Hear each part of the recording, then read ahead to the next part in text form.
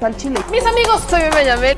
Bienvenidos a su chile favorito. Aquí las noticias o te enchilan o te dejan picado. Así que primero le agradezco muchísimo al economista Mario Campa que se conecte con nosotros para que nos pueda ayudar desde la perspectiva económica. Mi querido Mario, buenas noches, ¿cómo estás?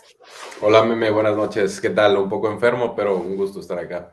No, hombre, mi querido Mario, con estos climas ya, ¿qué te digo yo? Ando más o menos Sí. igual. Pero muchas gracias, mi querido Mario, por acompañarnos. Y en la parte laboral le agradezco muchísimo al abogado Luis Gerardo Villarreal, que cómo me ha sacado de dudas una que otra vez. Abogado, ¿cómo está? Buenas noches. ¿Qué tal? ¿Cómo estás? Buenas noches. A tus Muy órdenes, bien, aquí muchas estamos. gracias. Qué gusto verlos por acá. Pues voy a entrar justamente con las preguntas y tenemos un incremento del 22% del salario mínimo para el próximo año. Venimos con estos incrementos de forma progresiva desde el 2019 a la fecha. Empiezo contigo, mi querido Mario. ¿A quién impacta el salario mínimo? ¿A quién le impacta el aumento del salario mínimo? Bueno, hay que empezar por decir que en economía hay equilibrios, ¿no? Y desafortunadamente en México estuvimos en un equilibrio, pues lamentable, en el sentido de que los salarios estuvieron deprimidos durante mucho tiempo. ¿Qué es lo que hace eso? Que mucha gente, como ve que sobre todo en el sector formal, por ejemplo, hay salarios bajos, pues lo que hace es que eso impide o desincentiva que se una la fuerza laboral, impide que, o más bien incentiva que se queden en sus casas o que se quede en la informalidad con trabajos eventuales, porque sabe que incluso si se va a la formalidad, los salarios son muy malos, ¿no?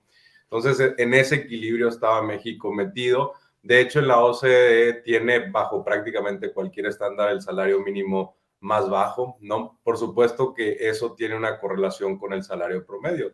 Realmente los primeros años que subió el salario mínimo en México prácticamente no afectó a nadie de tan bajo que estaba, no podía cubrir ni siquiera la canasta para salir de la pobreza, ¿no? Ya no digamos la de bienestar. Entonces, apenas estamos en este proceso de ir alcanzando esa canasta y con respecto a la OCDE, insisto, seguimos siendo, tanto en términos convertidos a dólares como por poder adquisitivo, pues el colero de la OCDE, ¿no?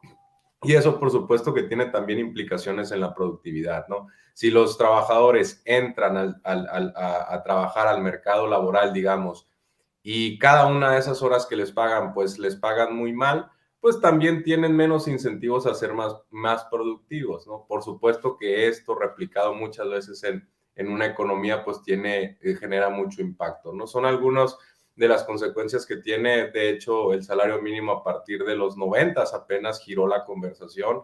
Realmente en economía entre los 60s y los 90s no hubo avances teóricos, pero no empíricos, y cuando llegaron los avances empíricos, nos dimos cuenta los economistas de que muchas cosas que se creían del salario mínimo, teóricamente al menos, no se sostenían empíricamente. También hubo avances teóricos que supieron contextualizar por qué, ¿no? Entonces, ya con este entendimiento, sabemos que no necesariamente un aumento al salario mínimo causa inflación o desempleo. Hay ciertas características que pueden hacer que no tenga un impacto, y de hecho en México subió el salario mínimo mucho en los últimos años y no vimos una alza inflacionaria, ¿no? Eso es prueba de que no necesariamente va a causar esto. Incluso el empleo ahorita está creciendo de manera sostenida después de una declive, pero incluso está creciendo más rápido que en Canadá y Estados Unidos. Un ejemplo de que tampoco necesariamente un aumento al salario mínimo lleva al desempleo, ¿no? Entonces, están cayendo algunos mitos y yo creo que es parte también natural de los avances que se han dado en economía, ¿no? Abogado, ¿a quién impacta el salario mínimo? ¿Cómo le impacta al trabajador? ¿Y hay un impacto en aquel que está en la informalidad? Mira, ahí hay que ver dos temas, ¿no? El salario mínimo como tal, y como lo comentan, es un valor referenciado. Realmente, ¿en qué industria se usa el salario mínimo? Hay muchas industrias que por su naturaleza usan salarios mínimos calificados o usan un salario arriba de salario mínimo. Yo creo que el aumento al salario mínimo evidentemente es un aumento en las cargas sociales que va a ayudar en las clases obreros, en las clases de los maquilas, sí va a ayudar mucho, pero en muchas de las economías o empresas que no trabajan bajo salarios mínimos, solo va a aumentar en la carga social. Sí ayuda a tratar de ser menos informalidad, más formalidad, pero también en el impacto económico hacia las empresas hay un aumento del 22% en el costo de nómina y eso evidentemente nos va a afectar al futuro por el costo que conlleva la carga social. Ahora, abogado, quiero enfatizar esta parte. Para el obrero, al que le impacta, ¿no?, el salario mínimo, el crecimiento de su salario, en estos tiempos realmente tiene un mayor poder adquisitivo, tiene mayor posibilidad de comprar cosas, tiene una mayor posibilidad o está en riesgo de que el empleador le reduzca las horas, lo despida o llegue a algunas maniobras como para, sí te voy a incrementar el salario, pero al final no te lo voy a incrementar porque voy a empezar a hacer movimientos. Mira, ahí vienen dos temas muy importantes. Uno, aumentar el poder adquisitivo de los empleados es la base de la justificación para aumentar el salario mínimo. ¿Qué tanto los va a aumentar? Es otro tema. ¿Por qué? Porque traemos una inflación muy alta, porque traemos, acabamos de ver unas noticias, que los productos como el jitomate, como ciertas cosas, están 140% arriba del costo que veníamos trabajando. ¿Qué tanto va a ayudar ese 22% en aumento del salario? Habrá que verlo en la realidad. Yo creo que apenas estamos empezando a alcanzar un poquito, pero nunca vamos a llegar a lo que realmente subieron los precios. Yo creo que el aumento en el salario les va a ayudar, sí, a esta clase, pero no a llegar a una adquisición real de ese producto. Del lado de los empleadores, de las empresas, la necesidad de la mano de obra existe. No puedes reducir ya la mano de obra porque de por sí ya estamos contraídos y como lo han comentado, está creciendo la contratación de personal, pues porque está regresando la economía a trabajar, está regresando a producir muchas empresas. Entonces, es muy difícil que se hable de voy a recortar personal porque lo necesitamos, porque el personal se necesita para poder fabricar. La mano de obra o el talento humano es lo más importante en una empresa. Entonces, reducir empleados no creo que sea el caso, no creo que haya desempleo. Lo que sí, y a un futuro, pues va a afectar porque te aumenta el costo. Al final, la nómina en toda compañía es un costo para la fabricación de cualquier cosa y en un futuro cercano, pues vas a tener que aumentar los precios de lo que tú estás produciendo para poder cubrir lo que te aumentó el 22%, ¿no? Es un tema de no voy a recortar horas, no voy a sacar gente, al contrario, voy a contratar más, pero hace que mis costos sean más altos, por lo tanto, tendremos que afectar en un futuro el precio de lo que se esté produciendo o en la cadena de distribución que me encuentre, ¿no? Mario, aquí el abogado está hablando justamente de un tema que nosotros hemos tocado ampliamente en varias ocasiones, ¿no? El asunto empleadores, trabajo, incremento de precios. Hemos también hablado sobre la inflación. ¿Qué opinas tú al respecto? ¿Consideras que existe este riesgo que hoy por hoy, pues vaya, cómo, y te lo pregunto, de forma económica, cómo le vamos a dar vuelta a que, bueno, van a contratar más gente, pero eventualmente le van a subir el precio a los productos y entonces sí, suben el salario mínimo para que tengas una mayor adquisición, pero entonces también están subiendo el precio de los productos. ¿Qué opinas al respecto de esto?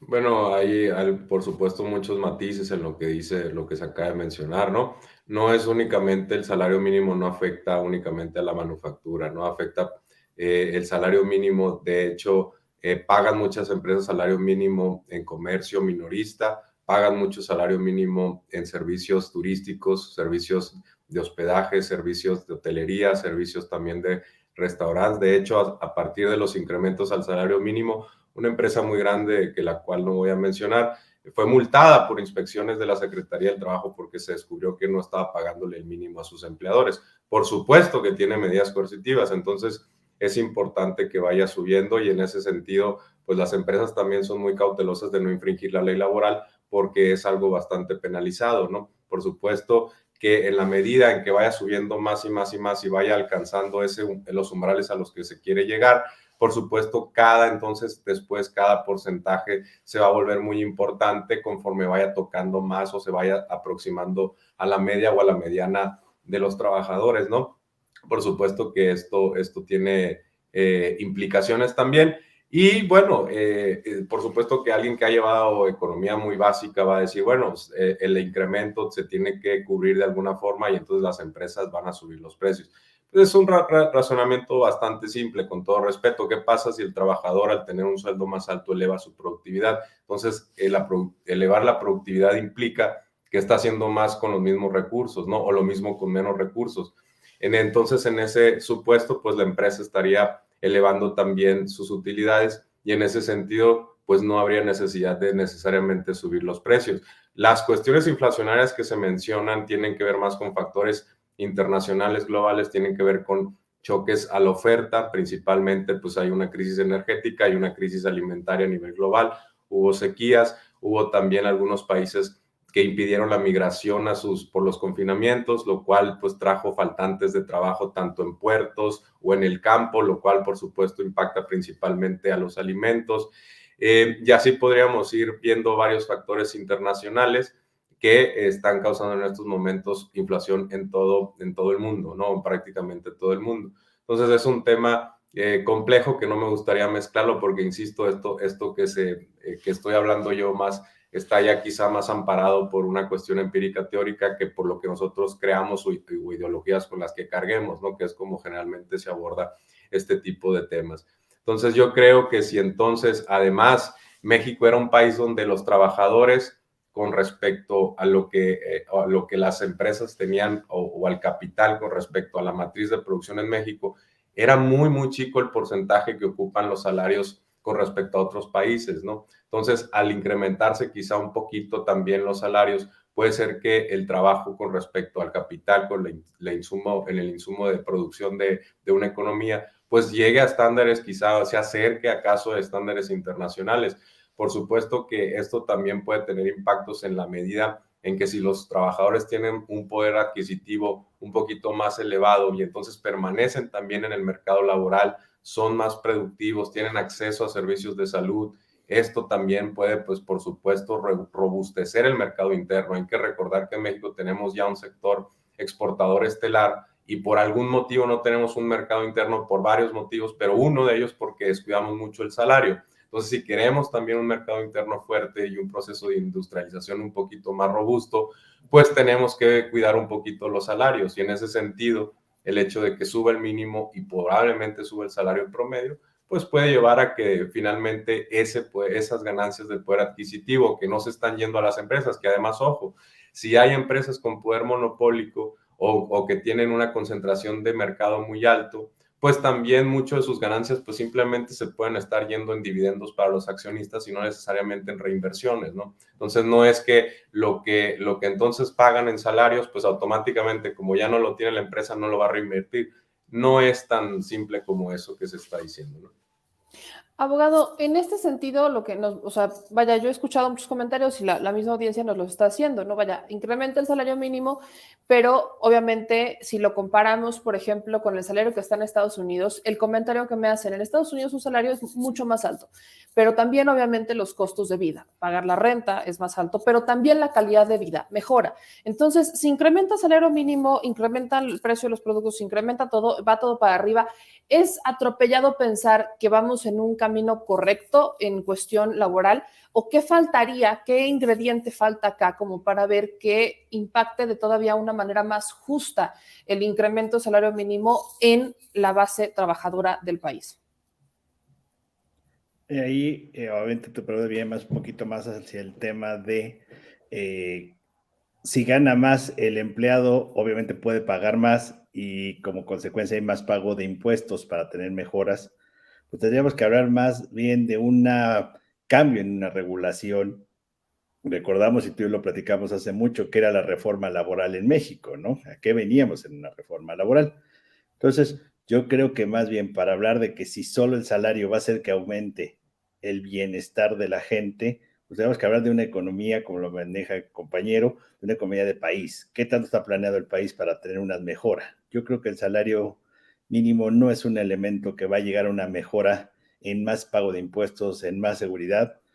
Recordemos, y un dato muy pequeño, todavía no está determinando si la UMA va a subir, y la UMA es la que te da el nivel para pago de unas pensiones. Entonces, a los que les pagan pensiones no les van a subir este porcentaje, nada más suben el salario mínimo. Entonces, yo creo que el tema de un bienestar o de una mejor seguridad social o de unas mejores condiciones de vida, yo creo que más viene de otro tipo de economía o de una reestructuración de economía, más que decir que el salario va a ser que los trabajadores tengan más.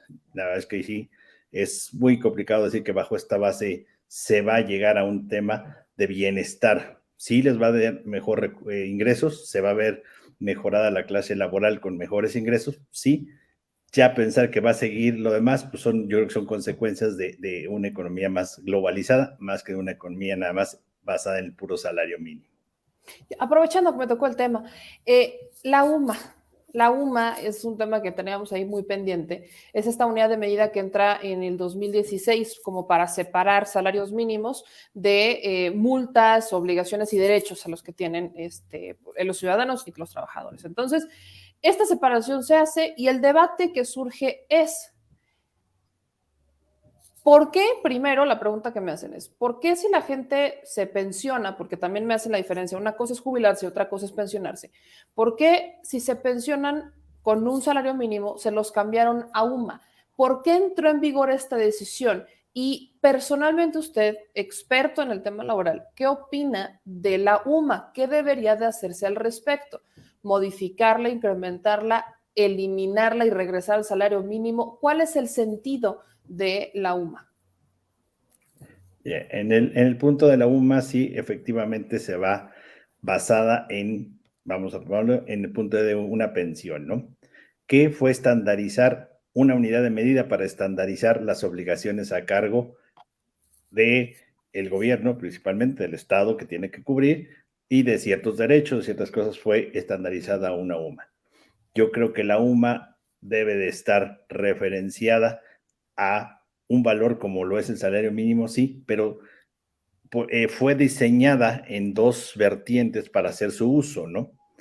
Que si debe ser todo a salario mínimo, pues ese sería el mundo ideal, que estuviera referenciado al salario mínimo, que se usa la UMA como otra unidad, pues como en su momento se usó las UDIs. Si recordamos, las famosas UDIs, pues fue una unidad creada para cubrir obligaciones, ¿no? Entonces, son unas unidades, la UMA se crea para cubrir ciertas obligaciones a cargo del Estado, entonces que está referenciada a otros factores que conllevan a su determinación de valor.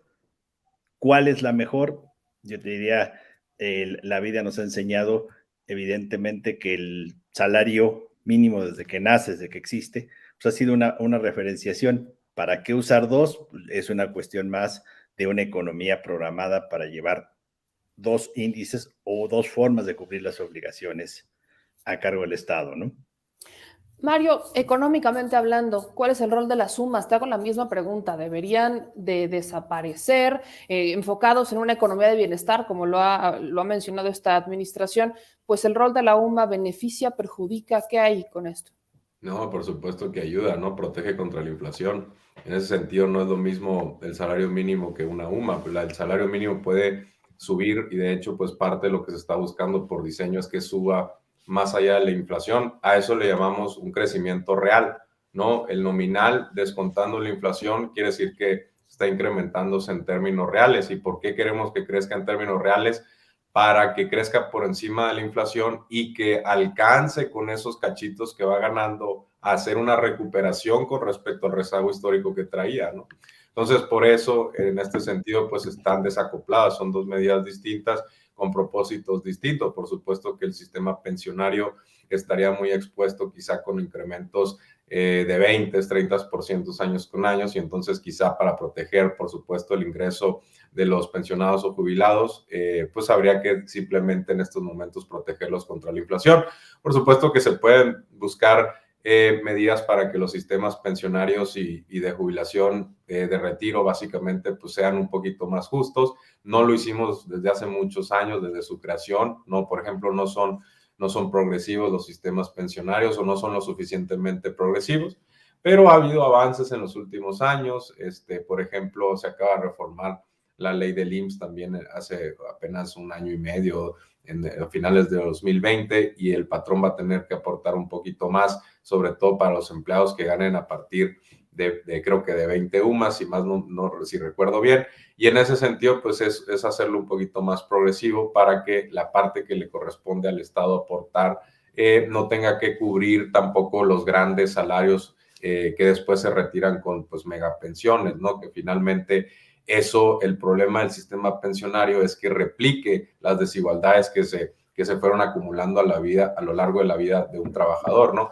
Para empezar con las mujeres, ¿no? Las mujeres no tienen las mismas pensiones que los hombres, pues porque muchas de ellas se retiran muchos años para dar por la cuestión de los hijos y las tareas domésticas, ¿no? Entonces, si esas desigualdades las llevas al sistema de pensiones a través de contribuciones proporcionales, pues entonces simplemente las estás perpetuando hasta la muerte, incluso después de la muerte, porque a veces le toca a las viudas, ¿no?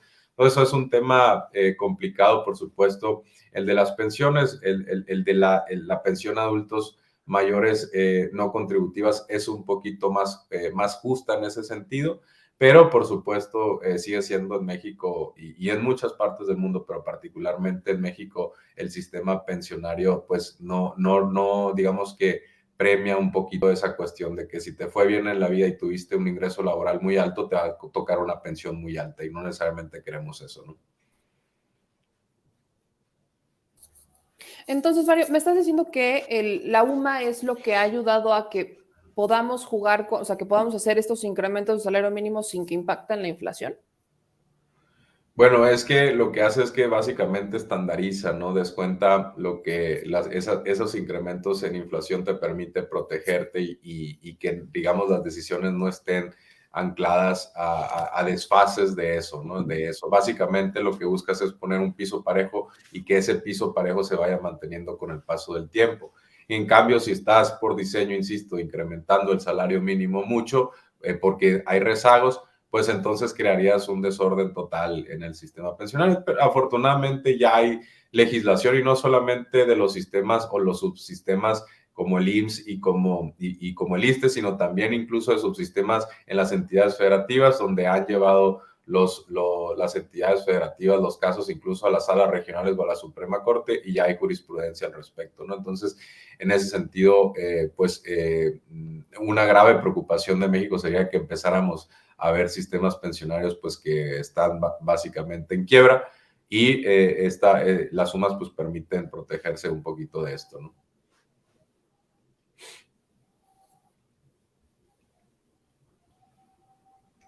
Ok, quiero aterrizarlo porque aquí la gente, cuando, dicen que no entienden perdonen mi francés, no entienden qué madres es la UMA y no entienden de cómo. Entonces quiero poner un ejemplo y ayúdenme a ver si vamos entendiéndolo como beneficio o perjudica la UMA. Si yo me paso un alto, ¿no? La multa me la van a cotizar en UMAS. Entonces, si yo tengo que pagar mi multa, la pagaré en UMAS. Por ende, si hago la comparativa, pues obviamente pagaría menos a que si estuviera cotizada en un salario mínimo, ¿no? Sería una multa inferior. Pero eso también aplica a la pensión. O sea, si mi pensión antes era catalogada o era contabilizada en salarios mínimos, me hacen el cambio a UMAS y por ende, aunque suba el salario mínimo, pues mi pensión seguirá subiendo nada porque la UMA incrementa nada. O sea, la UMA está en 89 pesos aproximadamente, mientras el salario mínimo ya está en 170 pesos. Entonces, la diferencia impacta de las dos vías. Estoy más o menos en lo correcto como para aterrizar con la gente la parte más práctica, abogado. Y ahí sí le cedería más a la parte del economista cómo lo acomodan, ¿eh? Porque legalmente, pues, sí, cumples tu obligación con menor dinero, pero también los beneficios que te dan son en menor dinero, ¿no? En esa parte. Pero creo que en la parte económica lo tienen más referenciado, como dicen, a un valor de estabilidad, ¿no?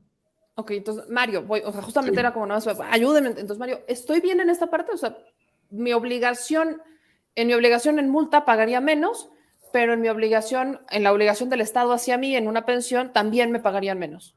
Sí, bueno, es que lo que queremos es que lo que contribuyó cada quien o lo que se contribuyó al sistema de forma agregada, si es un sistema de esa forma diseñado, pues sea sostenible, ¿no? No queremos que artificialmente estar otorgando pensiones nomás porque porque se nos ocurrió un día subir el salario mínimo 100%. ¿De dónde viene financiado? Porque estaríamos contribuyendo cuando no subió el salario mínimo, ¿no? Con salarios más bajos, y en cambio premiando después con incrementos desproporcionados. Por supuesto que eso nos puede llevar a una quiebra y a una situación que comprometa a todo el sistema financiero mexicano, no únicamente, en este caso, la provisión de servicios de seguridad social o a la protección social, ¿no? Entonces, la UMA está diseñada para que, de hecho, es una protección, ¿no? La UMA protege que al pasar los años no vaya cayendo tu pensión a pesar de que hay inflación, porque pudiera estar incluso aumentando, pero aumentando por debajo de la inflación, y ahí estarías perdiendo el poder adquisitivo. Ahí no estaría, incluso estaría disminuyendo en términos reales. Me da igual si está subiendo la pensión en términos nominales. La importancia es el comparativo con la inflación, porque lo que buscas es que crezca al menos de forma pareja, ¿no? Para que se proteja el poder adquisitivo con respecto a las contribuciones que hiciste en vida. Esa es la lógica del sistema de pensiones, ¿no? La racionalidad detrás, donde se busca un balance en que sea sostenible con respecto, porque el problema es que hiciste ya contribuciones y después tienes beneficios, ¿no? Y se busca ese balance que más o menos sea justo con respecto a lo que contribuiste, que sea sostenible, por supuesto, en el largo plazo, el sistema pensionario en su totalidad, independientemente de los subsistemas, y también que, pues, por supuesto, que no sé si hay periodos inflacionarios, pues, digamos, tu pensión no se vaya pulverizando y se vaya a cero porque pierde poder adquisitivo, ¿no? Todo eso se protege a través de estas medidas estandarizadas, ¿no? Ok, ahora, abogado, aquí me preguntan mucho el tema de la ley, si es retroactiva, por ejemplo, para aquellos que tienen que pagar sus obligaciones, si la ley es retroactiva, o sea, en este sentido, vaya, ellos tendrían que, o el empresario o el empleador en cuestión del salario mínimo tendría que homologarse a qué, o en el tema incluso de pensiones, por ejemplo, si cuando se pensionaron estaban en salarios mínimos, hoy se cambian aún más si a ellos les aplica la ley o si fue generalizado. Tienen mucho esta duda cuando mencionan el asunto de si, vaya, si yo me pensioné en tal fecha, ¿me va a aplicar esta, me va a aplicar la otra o es parejo para todos? No, aquí sí rige por la vigencia de la ley. Hay gente que está bajo un régimen anterior y un régimen que está ahora bajo el sistema de UMAS.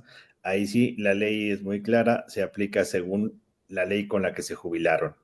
El tiempo en el que se hayan pensionado es la ley que se está aplicando, y hay algún cambio o disposición, solo podrá aplicarse una reforma si beneficia directamente al gobernado, en este caso al empleado que está jubilándose. Si le perjudica o no es benéfico para ello, no es aplicable. Entonces, sí se rige por la ley en la que se haya dado la pensión. ¿Existe alguna fecha como, vaya, de antes de y después de, para que la gente lo ubique un poco? No tengo aquí la fecha exacta de las reformas, pero va conforme se publicaron las reformas, ¿no? Cuando se publica que es bajo sistema UMAS, a partir de ahí arranca, y anteriormente pues el sistema que estaba vigente, ¿no? Ok, entonces no podemos, creo que fue 2016 cuando fue el tema de la UMA. por ahí así viene. Entonces, es por disposición de ley, ¿no? No podemos aplicar una ley que no estaba vigente en su momento cuando sucedió el acto. Aquí José Arturo me hace esta pregunta, me dice, yo me pensioné con 3 salarios mínimos y ahorita tengo un salario mínimo. ¿Qué pasa con eso? Ahí sí, pero si la disposición, no, es la resolución de jubilación decía 3 salarios mínimos, el por qué lo cambian a un salario mínimo sí habría que revisar internamente dentro del instituto qué sucedió ahí, porque no se puede cambiar de 3 a 1 nada más por disposición, ¿no? O sea, no es como que se les ocurra. No tendría que verse qué pasó en su sistema. Dime, Mario.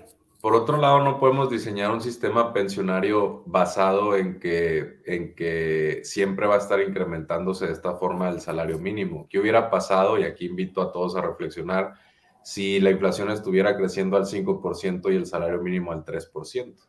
Estarían perdiendo sus pensiones por adquisitivo, ¿no? Estarían cayendo en términos reales. Entonces, por eso no queremos necesariamente que esté referenciado al salario mínimo. Imagínate que surge un debate muy ideologizado, que la inflación, que el salario mínimo trae inflación de vuelta a los 90, ese debate, y entonces queremos incrementar el 2% el salario mínimo y la inflación está en 4 o 5, pues ahí estarían perdiendo el salario mínimo en términos reales y las pensiones lo mismo, ¿no? Si estuvieran ancladas al salario mínimo.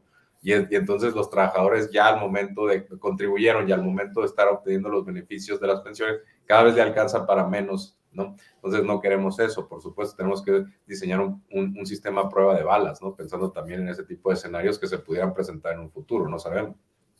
Ok, es como un tema de blindaje, llamémosle. Sí, sobre todo a favor del pensionado, ¿no? De la persona que está contribuyendo. Ahora, abogado, regreso con usted porque es la pregunta que más me hacen. Ahora, ¿cuál es la diferencia entre pensionado y jubilado? Porque aquí me dice, por ejemplo, Mara, que ella se jubiló con salarios mínimos en 2003 y en 2016 le aplican a UMAS.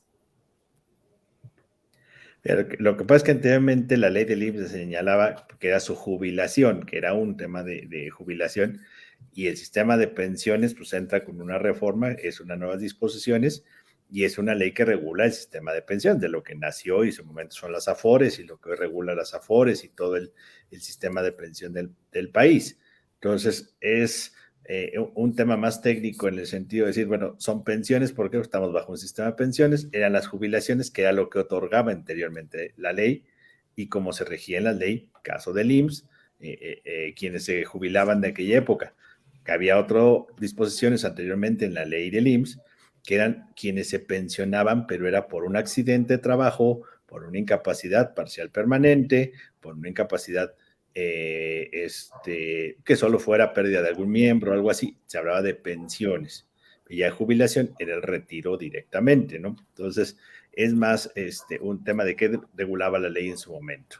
Hoy pues, estamos bajo un régimen del sistema de pensión.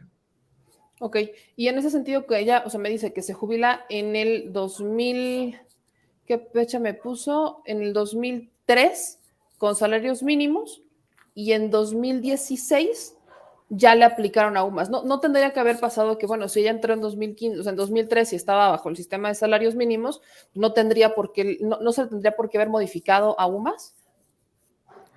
Ahí hay que checar las disposiciones transitorias, porque sí hubo modificaciones, que sí hubo cambios en el sistema. Habría que ver cómo está la disposición y bajo qué término se jubiló ella. La verdad es que sí es muy...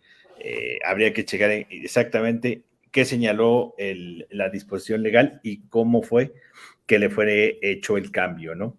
Más que decir si debía regir uno u otro, es cómo se hace la reforma en el término de la ley del ISSSTE.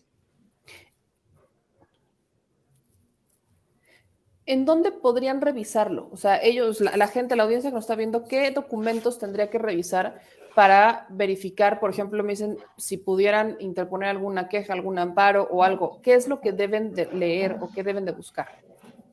Ya, ahí sí tendrían que irse a la disposición, evidentemente, a la entrada en vigor cuando se hace el cambio al sistema de pensiones, cómo quedan todos los artículos transitorios de la reforma y en qué supuesto quedan ellos, ¿no? ¿Por qué? Porque tienen que, a lo mejor fue una nivelación, a lo mejor, como lo señalan, fue una nivelación para proteger su jubilación y lo pasa al sistema de pensiones, sí, bajo qué disposiciones fue quedando, ¿no? Entonces ya habría que checar bien en qué transitorios quedaron. ¿Por qué? Porque el sistema de ISSSTE pues, es el sistema de gobierno y hay diferentes disposiciones transitorias que aplican a ese sistema, ¿no?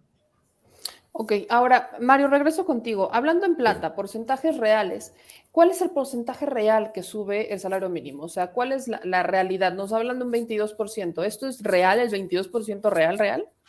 Bueno, acuérdate que en el discurso incluso del tercer informe del presidente, él dice que en términos reales el salario mínimo fuera de la zona libre de la frontera norte ha crecido aproximadamente, si recuerdo bien, dijo 65%, ¿no? Dijo en términos reales. En términos nominales, el salario mínimo ha crecido alrededor del 90%, 95% desde que llegó él. Es decir, esa diferencia entre 90, 95 y 65 es nada más y nada menos que inflación, ¿no? Entonces ahora en el siguiente año va a haber un incremento de 22% y en teoría la inflación promedio, yo creo, en el año, pues podríamos tomar el anterior de referencia, va a ser aproximadamente 5%. Anual, ahorita en estos momentos es 7%, promedio ha de ser un 5% a lo largo del 2021. y el siguiente año se espera que sea, que es realmente el que importa, un poquito menor, ¿no? Ya que se diluyan algunos de estos choques transitorios del lado de la oferta.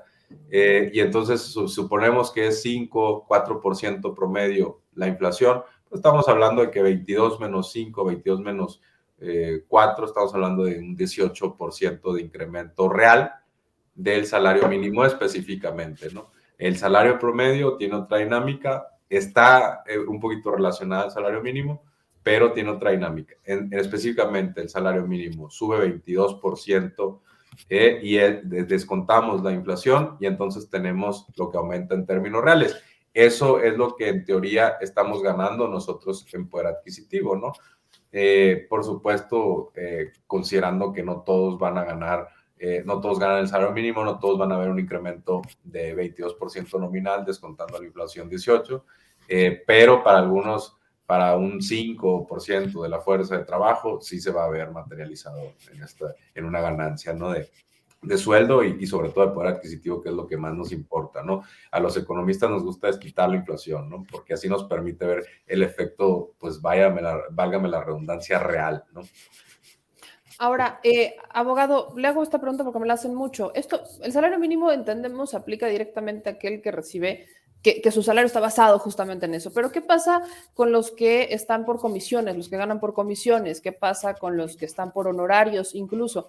¿A ellos tiene algún impacto o quedan en la nada? Y también me preguntan, bueno, ¿y qué hay de los salarios medios? ¿No? Hablamos del salario mínimo, pero hay otros. ¿Estos suben, se estancan, se mantienen? ¿Qué pasa? Ahí hay que dividir. El que se puede aumentar son los salarios calificados. Acuérdate que la ley nos contempla que hay ciertos sectores de la economía que tienen salarios calificados. En la industria automotriz, por decir un ejemplo, en ciertas industrias es salario calificado. Eso sí se va a aumentar. ¿Por qué? Porque viene referenciado evidentemente. Los que trabajan por honorarios o por comisiones, ahí no. ¿Por qué? Porque es una negociación como tal. Hay que recordar que no es una disposición, que no son empleados, están bajo la figura de comisionistas o están bajo la figura de honorarios. Ahí no hay ningún aumento en el caso de ellos. Ok, entonces ellos no hay ningún aumento ni nada. Y quienes estén arriba de salario mínimo, es decir, quien gane 30, 40 veces salario mínimo, por dar un número, pues no verá referenciado ningún incremento. ¿Por qué? Porque él está arriba del salario mínimo. Sectores que... Ok, ahora cierro con esta pregunta. Dime, Mario, dime.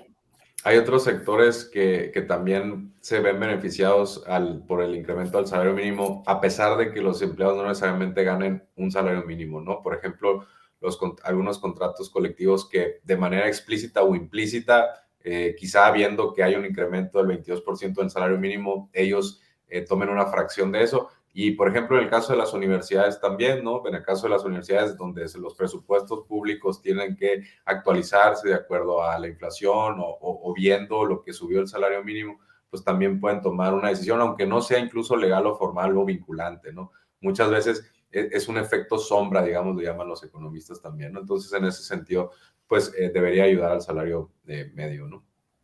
¿Y qué pasa, por ejemplo, tú, desde esa perspectiva económica, qué pasa con los honorarios, los que son asimilables a sueldos, o los que, vaya, aquí me hacen esta pregunta incluso Sí. a ver, la quiero rescatar bien. Los que contratan, a la gente que no están contratando en veces de salarios mínimos, a ellos, de alguna manera, el impacto les llega a pegar económicamente hablando del incremento, o ellos no les afectan absolutamente nada y están como estancados. Mira, aquí hay que recordar que, y de hecho me viene a la mente el reporte justo que salió hoy de empleo en Estados Unidos. Hay que recordar que cuando hay aumentos de salario muy fuertes en un sector, eso puede hacer que sea mucho más fácil para esos sectores contratar mano de obra. Eso que implica que para los otros quizás sea un poquito más complicado, ¿no? Entonces, digamos que si en ciertos sectores beneficia particularmente el incremento al salario mínimo, pues quizá más personas van a estar dispuestas a tomar esos trabajos, quizá va a haber un desplazamiento de algunos sectores cercanos al salario mínimo a esos nuevos otros sectores. Entonces, eso podrías ver que hubiera más faltante de mano de obra y eso a su vez empuja arriba los salarios en otros sectores, ¿no? Por ejemplo, en Estados Unidos ahorita cuáles son algunos sectores que están batallando para competir con sueldos, por ejemplo, en finanzas o sueldos que típicamente son mucho más altos, consultoría, etcétera. Desafortunadamente, pues los salarios, por ejemplo, de maestros, ¿no? Si los salarios de maestros en Estados Unidos están incrementándose incluso menos que la inflación, que hay un periodo inflacionario en Estados Unidos, pues entonces los maestros en sus decisiones quizá no estén pensando en cuánto se está incrementando el salario mínimo, ¿no? Pero sí están pensando en, a ver, me conviene exponerme al coronavirus e ir a un salón de clases por este sueldo magro, quizá no, y entonces se retiran del mercado laboral, ¿no? Entonces ese tipo de decisiones se van tomando en el día a día y si las multiplicas por millones, pues tienes los impactos macroeconómicos, ¿no? Cierro con 2 preguntas y les agradezco mucho que nos acompañen a ambos, que se esté tomando este tiempito en viernesito para descansar. Abogado, hemos hablado, usted y yo particularmente, de ciertas modificaciones que se hicieron laboralmente hablando a raíz del TEMEC, que no necesariamente vinieron muy impulsadas de México, sino que venían impulsadas de Estados Unidos. Con el incremento al salario mínimo y buscando lo que dice esta administración, un estado de bienestar, una economía de bienestar, cuando involucra el TEMEC, ¿qué impacta ahí? ¿Hay un beneficio, apoya, sobre todo la situación laboral, cuando hablamos de los salarios que buscaban sobre todo Estados Unidos y Canadá que se homologaran para que no fuera una competencia tan desigual? ¿Cómo impacta esta parte? Evidentemente les ayuda porque está incrementando el salario mínimo, está subiendo el salario mínimo en México y obviamente pues suben todos los salarios calificados, ¿no?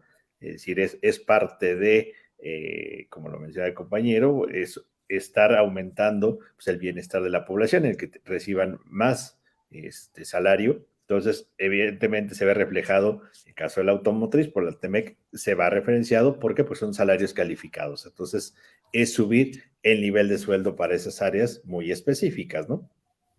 Ok, Mario, en este sentido, ¿cómo interviene ahí el incremento con el TEMEC? Sobre todo en tiempos interesantes entre México, Estados Unidos y Canadá.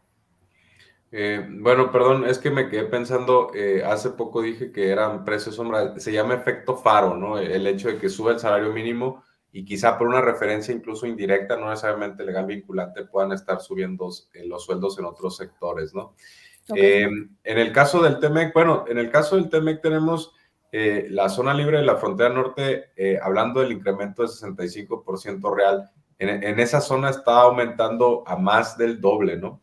A más del doble, es decir, sí, más de 130% en términos reales en los últimos años, ¿no? No en este último. Entonces, ahí también estamos viendo en la zona fronteriza, en los municipios fronterizos, pues una cierta homologación, o al menos una aspiración de homologación, que se ha compensado con algunos declives en tarifas de gobierno y en algunos impuestos, ¿no? Entonces, eso ha hecho que no sea tan pesada esa carga. Ahí es muy importante porque pues por supuesto hay muchos trabajadores en maquila o en manufactura que sí están viendo esos beneficios tangibles, ¿no? Esos beneficios en incrementos de sueldo. Y de hecho parte de la negociación del TEMEC que empujaron desde Estados Unidos mismo los demócratas, un partido un poquito más sensible a las cuestiones laborales, que irónicamente puede hacer que pues al subir los salarios en México, pues las empresas no quieran quizá mandar inversiones a México. Entonces su lógica es, bueno, los trabajadores entonces del lado de los Estados Unidos no van a tener que competir con su parte norteamericana, ¿no? Entonces es un asunto también que tiene que ver con la defensa de los intereses de sus propias bases, lo cual es normal, pero pues aquí no hay que subestimar en México que esos incrementos de los salarios en la franja fronteriza pues hacen, insisto, que también esa mano de obra que es muy calificada, por cierto, hay muchas plantas de manufactura, son las más productivas de algunas marcas en todo el mundo, ¿no? Las que están en México. Y desafortunadamente teníamos pues empresas con utilidades mucho más altas que en sus países de origen, márgenes muy amplios. Entonces, si a los trabajadores también les empezamos a pagar un poquito más, pues eso también incluso permite que esos trabajadores se capaciten más, que haya más estabilidad laboral. No hay que subestimar que con salarios más altos disminuye la rotación del personal. Al disminuir la rotación del personal, no tienes que pasar 3 o 6 meses entrenando a alguien que no te está produciendo nada. Entonces, también se puede elevar la productividad de la empresa desde ese punto de vista, ¿no? Bajando la rotación. Y por eso es muy importante. A veces yo cuando a mí me dicen, bueno, es que los trabajadores no me rinden y piensan en pagarles menos, yo les digo, no, págales más para que quieran realmente estar en tu empresa, que trabajen más, estén a gusto, así van a ser más productivos, te van a rendir más, seguramente va a bajar tu rotación también de personal y con eso se va a beneficiar la empresa, ¿no? Son también unas formas de cómo enfrentamos las realidades bajo otras perspectivas un tanto, menos rígidas con respecto a los debates anteriores, ¿no? Abogado, ese tema creo que es importante y también con ese cierre, enfocados en una economía de bienestar, no solamente, y creo que es de las grandes conclusiones que podemos sacar aquí, no solamente incrementando el salario mínimo vamos a alcanzar una economía de bienestar, es una parte importante, pero hay otros factores que intervienen aquí. En la parte laboral, si queremos mejorar el poder adquisitivo del sector laboral, queremos que el sector laboral sea más productivo, queremos que exista una mayor justicia en la parte laboral, ¿qué hace falta? Evidentemente el salario es una parte determinante para un mayor beneficio, pero adicionalmente pues es la capacitación de la gente y lo que llamamos como un régimen de mayor cultura en la gente, ¿no? Entre más cultura tenga nuestra gente, entre más capacitados estemos, no sean aquellos obreros que se quedaron en una primaria truncada y ahora sea una carrera técnica en alguna especialidad, pues siempre será mayor el ingreso y mejor la condición de trabajo que puedan recibir, ¿no? Creo que este es un tema desde cultura y de educación desde niños en el país para tener pues mucho mejores empleados en un futuro que ya sean mayores en áreas más especializadas y no solo tener una fuerza de mano de obra obrera o barata, como se ha determinado a veces, sino una mano de obra calificada que como consecuencia nos lleve a aún mejores salarios. ¿Por qué? Porque la gente está más calificada y puede dar mejores resultados, ¿no? Creo que el tema capacitación y educación tiene que ir vinculado a una mejora en el bienestar. En ese sentido, le hago esta pregunta porque me la hace mucho la gente. Si el empleador no le paga con este esquema de salarios mínimos, o sea, le paga a todos ellos, los excluye. Me decían, es que yo soy técnico y a mí no me están pagando en salarios mínimos, a mí en contrario me están descontando. Si tenemos gente que no esté viendo que lo capaciten o que esté bajo una situación de injusticia laboral, llamémoslo así, englobémoslo aquí así, ¿a dónde tienen que acudir? ¿Cuál es el proceso? ¿Qué deben saber? Porque también creo que a veces hay una falta de información dentro del sector y entre la necesidad del sueldo y entre el hambre, entre la necesidad de ese salario, de ese trabajo, pues han dejado pasar muchas cosas. ¿Qué herramientas tienen a la mano los empleados para poder defenderse ante posibles injusticias de los empleadores?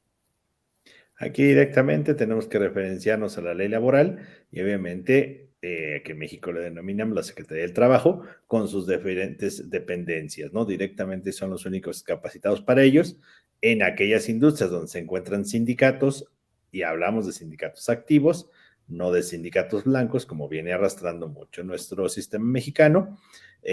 Obviamente, pues el sindicato tendrá que defender mucho las prestaciones, los beneficios y todo lo que es la capacitación de los empleados. A falta de la Secretaría del Trabajo, pues tiene todas sus dependencias y áreas para revisar y obviamente pues son los encargados en este país de este sistema, ¿no? De defender al empleado. Mario, la misma pregunta, enfocados en una economía del bienestar, hoy tenemos inflación. Aquí me preguntaba Mónica de la deflación, veremos ese efecto a futuro y enfocados en este tema, el presidente ha mencionado, sobre todo el CONASAMI mencionaba que rumbo al 2024 esperan que el salario mínimo incremente supere los 200 pesos. Entonces esperan que con eso pueda generarse un equilibrio y que obviamente sea progresivo.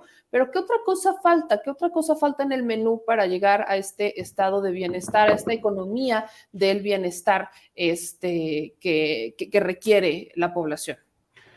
Bueno, eso que menciona Conasami es llegar a algo que se llama la línea de bienestar, que afortunadamente tenemos al Coneval, que es quien la define, ¿no? Está bien que esté separada el Coneval por ejemplo, de Conasami y para que no haya, por ejemplo, potenciales conflictos de interés. Coneval es un organismo muy serio que hace distintos cálculos de la pobreza, establece distintas líneas de pobreza basadas en distintas canastas o en distintas necesidades de bienes y servicios, también servicios.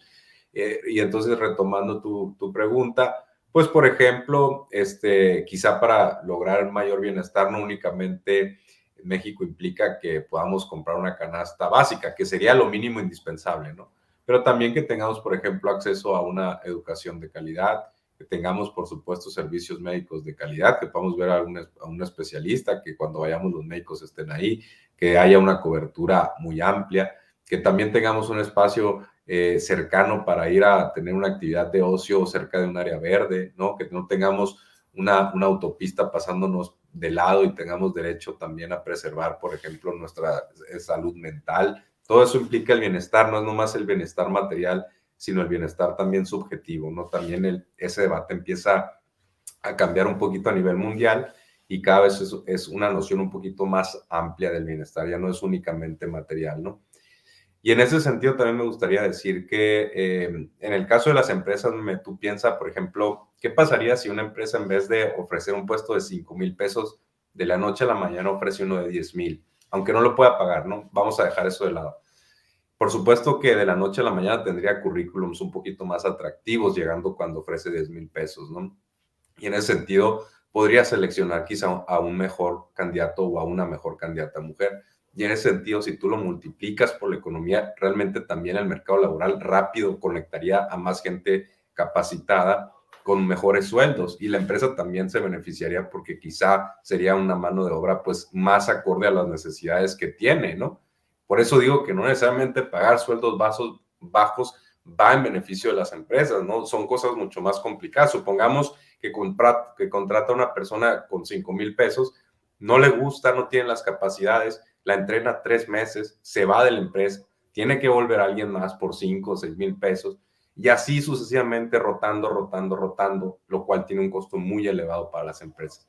Entonces a eso me refiero con que los salarios pueden llevar también a un incremento en la productividad, tanto de la parte del lado del trabajador como de la empresa, ¿no? En ese sentido creo que es muy importante que estemos pensando la política salarial muy atada al salario mínimo, ¿no? De ahí la importancia de CONASAMI y enhorabuena, ¿no? Que esté tomando como referentes estas mediciones de bienestar que utiliza Coneval, ¿no? Yo creo que todavía hay trabajo por hacer, pero creo yo que vamos en la dirección correcta. Yo les agradezco mucho a ambos. Yo sé que falta mucho, ¿no? Hablamos, por ejemplo, de reformas que hicieron en el sector laboral como el tema del outsourcing, que apenas están agarrando forma. Hay reformas que faltan, hay cambios que hay, faltan ajustes que faltan. La gente, por supuesto, yo los leo, sobre todo los que están pensionados, pues están molestos con el tema de las sumas. Dicen que cómo es posible que se les pensionen sumas o que suban las sumas, pero muchos de ellos optan por desaparecer las sumas porque, vaya, no ven ese beneficio en su bolsillo, ¿no? Hablemos en plata. Es un tema de que lo vean reflejado en su bolsillo. Pero vaya, incremento el salario mínimo, creo que podemos decir que es positivo, aunque hay otros factores que están dentro del menú y que sobre todo hay que promover que la gente se informe más. Son temas complicados, el tema económico y el tema laboral, que muy pocas veces la gente ha entrado en ellos. Entonces, les agradezco a ambos que nos pudieran dar sus aportaciones por este lado para poder apoyar un poquito más a la gente y, bueno, si me permiten, buscarlos de nuevo porque seguramente, y por lo que estoy leyendo en los comentarios, es necesario todavía dar más información ya sobre asuntos mucho más específicos que creo que valdría mucho la pena que pudiéramos comentarlos en corto. Entonces yo les agradezco mucho, abogado Luis Gerardo Villarreal, muchísimas gracias y mi querido Mario, también muchas gracias por acompañarnos esta noche. Muchas gracias a ti.